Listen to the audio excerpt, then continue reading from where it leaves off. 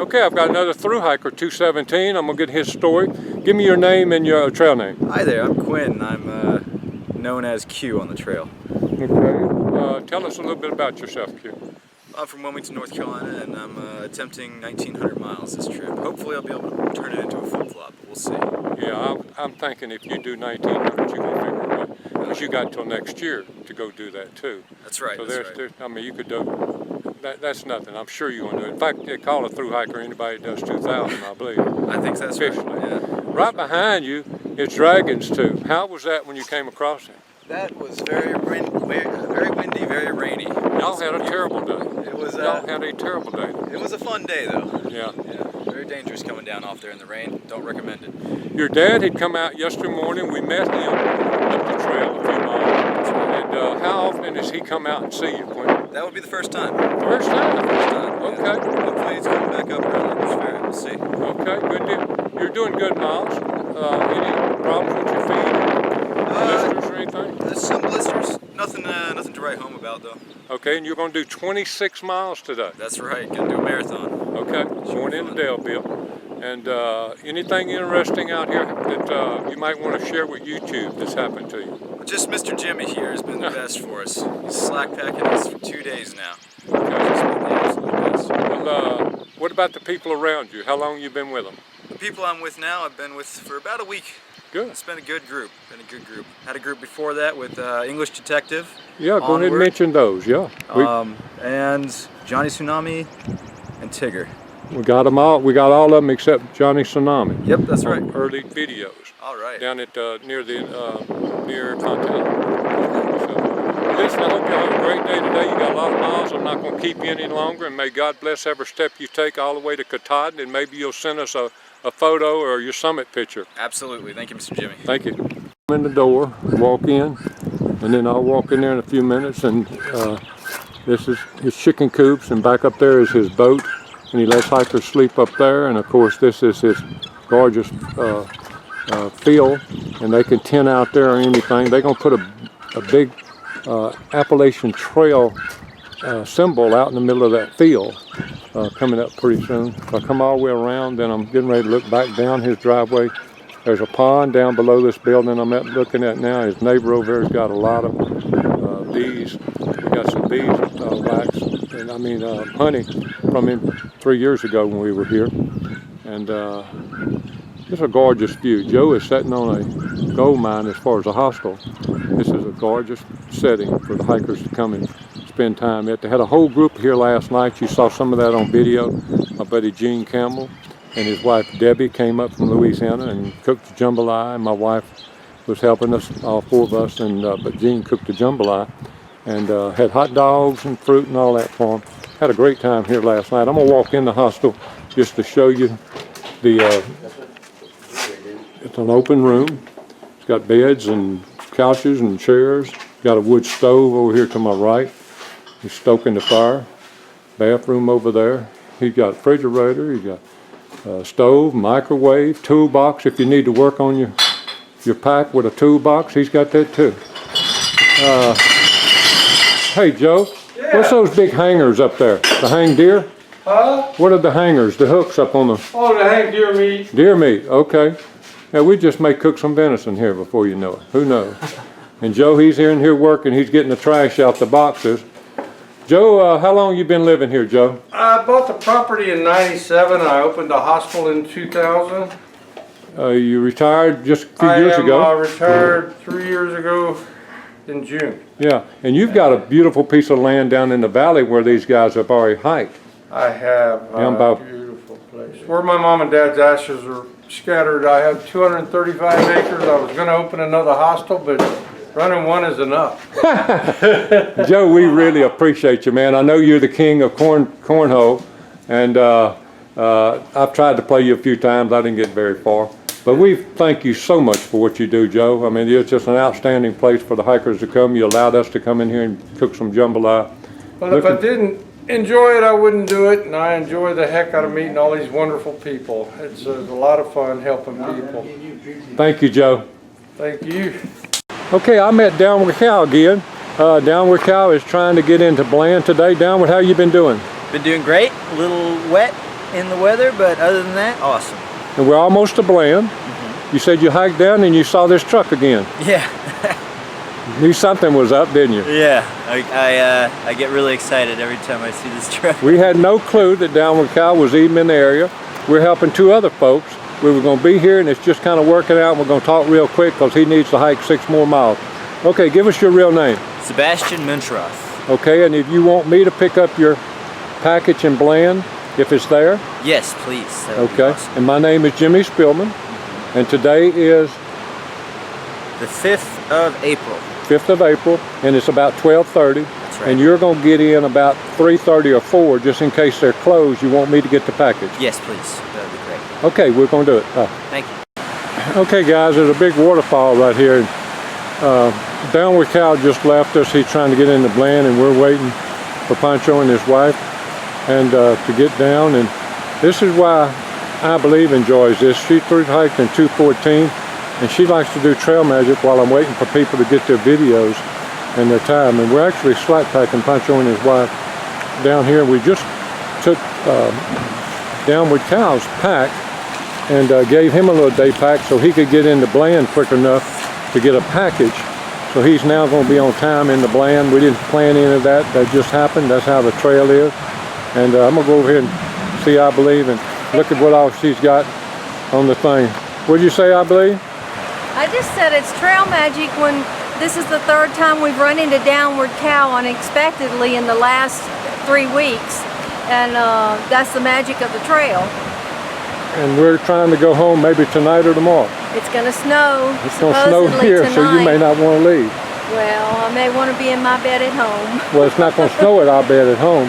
That's in Nashville. It's going to be nice weather. So you'll have to stay out here if you want snow. So, I mean, that's Yeah, and I Believe it's got some eggs there to cook. And, the big one, the they big can one see it. is a duck egg that came from 4 Pines Hostel.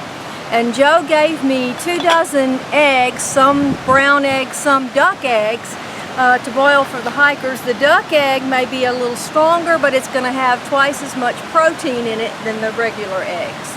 You got 2 kinds of Oreos here, honey buns, bananas, oranges, hot dog, oatmeal cakes, honey buns, the favorite thing on the trail, and a few other treats with the cold drinks and stuff.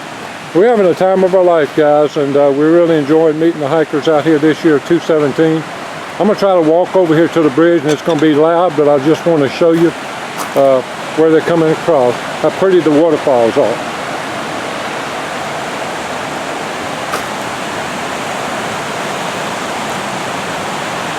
I forget the numbers of these highways, but here comes a truck, looks like working on the roads or something. But this is the truck at Laurel Falls or Laurel Creek or something, but it's right before Bland. This is the last road crossing before they get to Bland.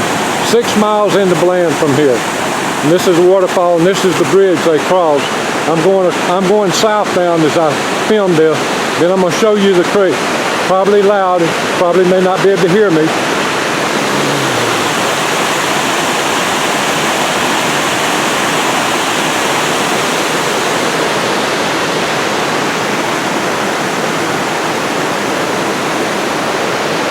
There's a truck over there. So they walk across the bridge.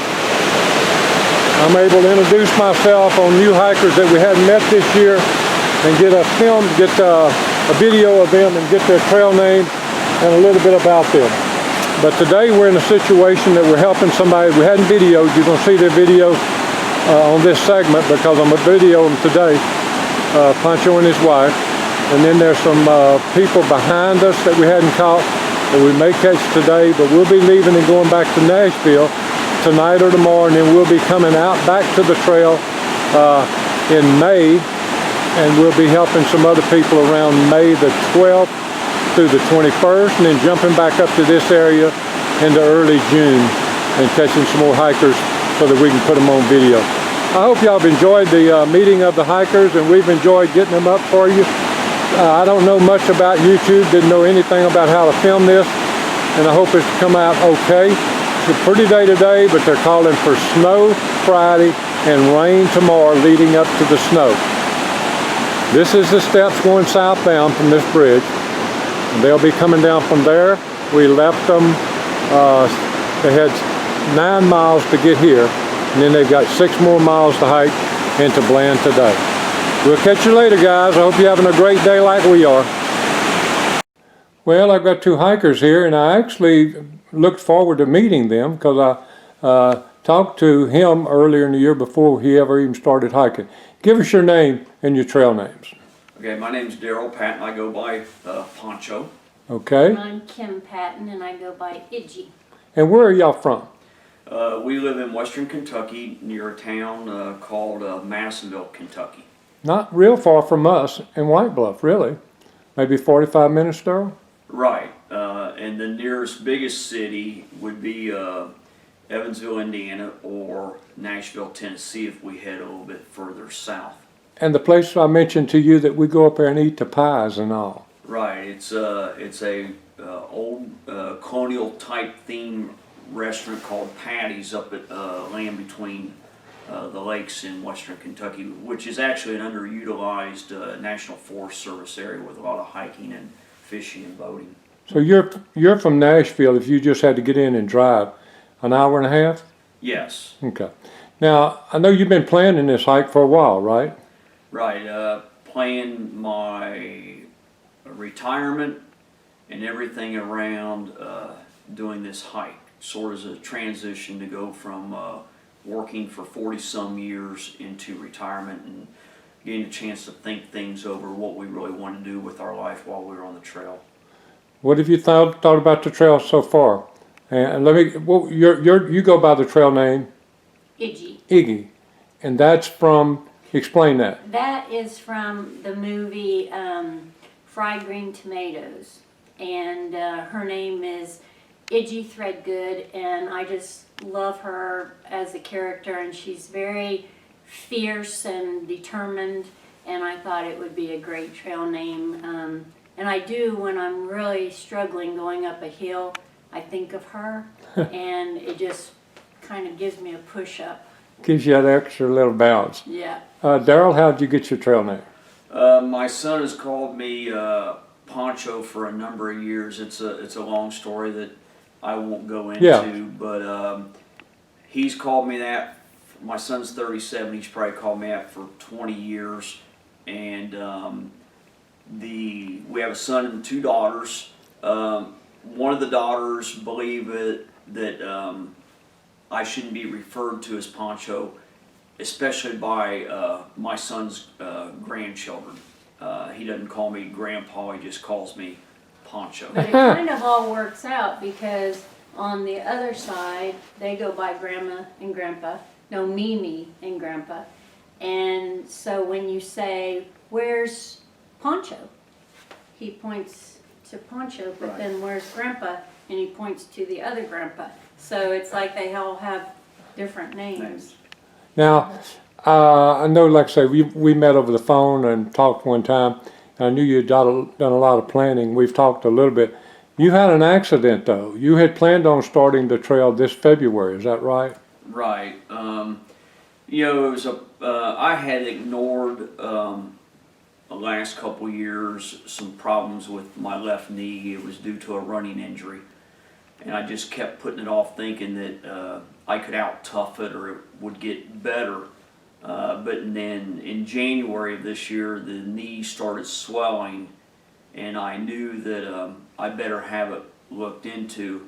MRI showed that I had a tore meniscus, and at first we thought maybe a cortisone shot would take care of the issue, and then upon talking to another orthopedic doctor, he said that I would probably be smart to get surgery. So on March 1st of this year, he went in and did about a 1-hour procedure to surgically remove the torn part of the meniscus. And 3 weeks later, he told me that pain would be my limitation, and that if I could withstand the pain, that I could attempt a through hike on the Appalachian Trail. How has it been, Daryl? First 2 weeks was really tough. I told Iggy after day one that I don't think I can do it, and I told her that about day 7, and I was icing if I was at a hostel, and she kept encouraging me, and we encourage each other. And I've had a really good past 4 or 5 days where it feels like it's getting stronger. Good. How about you, Iggy? What's your thoughts on it so far, the trail? It's a lot harder than what we ever imagined. We live on a farm, and we usually every morning wake up and put our packs on, and there's a big loop in our back field that we do. And we thought, wow, we're doing so great. We can do 4 loops and we're not even tired. And we've talked a lot on the trail about how stupid we were and thinking that was going to be enough. And where we do hike a lot is at Land Between the Lakes. And it's just hills. It's not mountains like this. And so that was really an eye-opener for us. Even the first day, we were both like, I don't know if we can do this, but we both, Pancho woke me up, I guess it was a week into it, and he was in pain with his knee and said, you know, do you really think we're going to be able to do this? And I really thought no, but but I said to him, hey, I think we should give it a little bit more than a week. And so we did, and it's gradually gotten better. And some days when we're hiking, we both say, I think we're getting stronger. And Oh, it's no doubt. as soon as you say it, the trail gives you something that You thought you were strong. yeah. You're getting stronger. You just don't realize it. I talked to Pancho this morning in the truck. There's a lot of people that's going to look at these videos probably for a future hike. Pancho, tell me what you think they need to really think about prior to hiking, because you did a lot of thinking about this, and you've made some comments to me about it. You know, we thought as active adults that we were in decent shape and that we could go into something like this and maybe not feel the pain in the knees or the joints. So we thought that we worked pretty hard to get in shape. But in reality, I think only the trail will get you in shape unless you live near the mountains where you can hike on a consistent basis. So I think the trail will get you in shape, and I do believe that you have to have such a positive attitude because negative thoughts are going to come in your head every day. You are going to be mentally and physically challenged.